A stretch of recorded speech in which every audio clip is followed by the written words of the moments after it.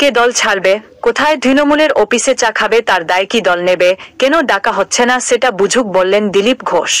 বিস্তারিত জানতে ভিডিওটি সম্পূর্ণ দেখুন। পশ্চিম মেদিনীপুর জেলার খড়গপুরে উপস্থিত বিজেপি বিধায়ক হিরণ চ্যাটার্জিকে বাদ দিয়েই সেনা জওয়ানদের শ্রদ্ধা জ্ঞাপক মিছিলের আয়োজন দিলীপ ঘোষের নেতৃত্বাধীন বিজেপির গোষ্ঠী কোন্দল সমস্যার কারণে জেলা স্তরের কর্মসূচি এবার জেলা হেডকোয়ার্টার মেদিনীপুর ছেড়ে আয়োজন করতে হলে খড়গপুরে, যেখানে ছিলেন শুধুমাত্র দিলীপ ঘোষের অনুগামীরাই।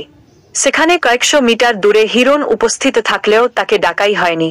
এই প্রসঙ্গে হিরণ চ্যাটার্জি দিলীপ ঘোষকে ঝাঁঝানো আক্রমণ করলেন খড়গপুরের বিজেপি বিধায়ক হিরণ চ্যাটার্জি।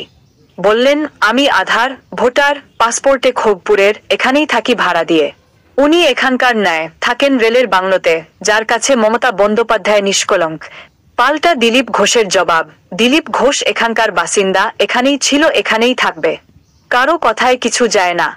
কে দল ছাড়বে, কোথায় তৃণমূলের অফিসে চা খাবে তার দায় কি দল নেবে, কেন ডাকা হচ্ছে না সেটা বুঝুক।